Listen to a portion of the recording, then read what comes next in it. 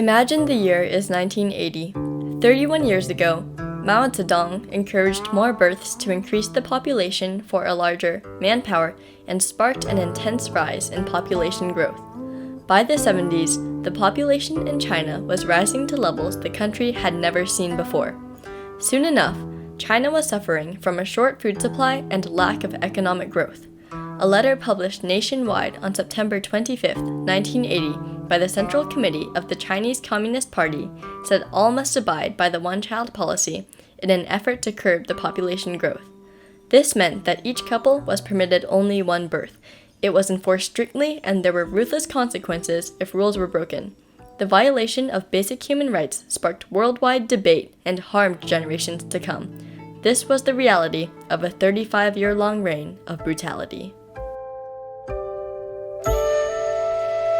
Only one, China's controversial child policy.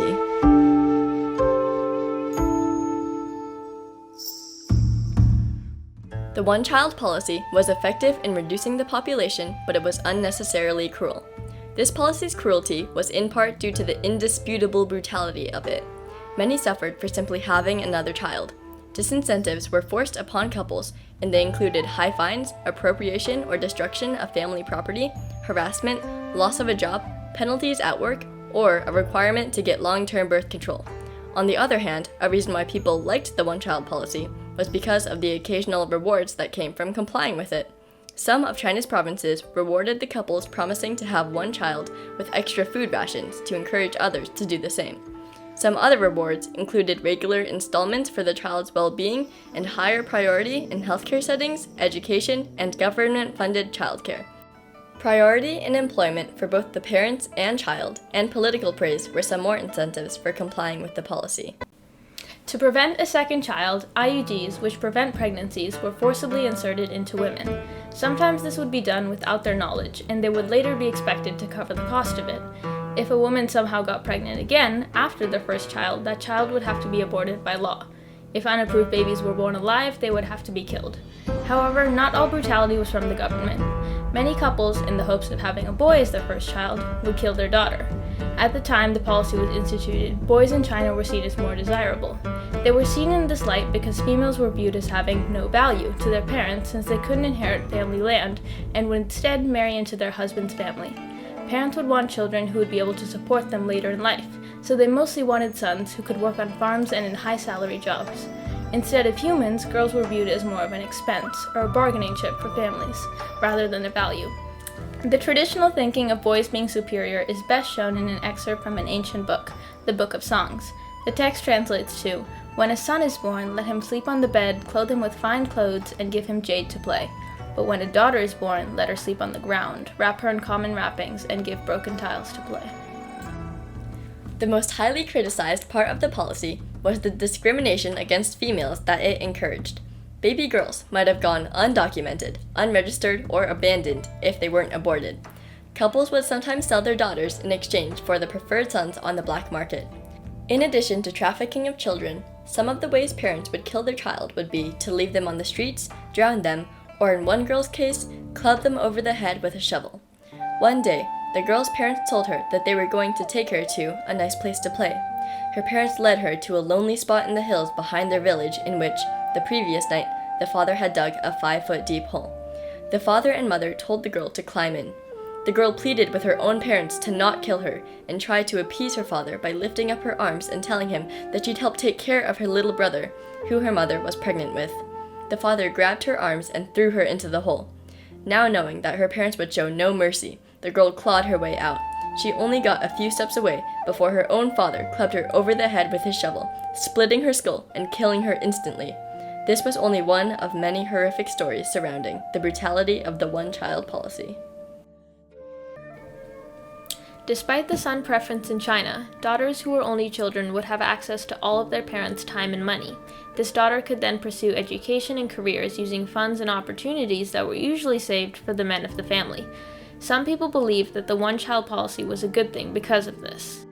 Based on my personal experience, a family consisting of a father, a mother, and a child usually offer much more love and care to the child. And in theory, love is endless, right? Love should out of your heart. And that's nothing about the money, no matter you are the poor or the rich. But in reality, that's not completely true. Because when you have 2 or more kids, you would find your stamina will limit your energy or time to treat every kid the same amount of the love and treatment or care. That's my thought. Modern times and widespread contraceptive accessibility also decreased the fertility rate in China, but most of the decrease was due to the state-mandated limit on children.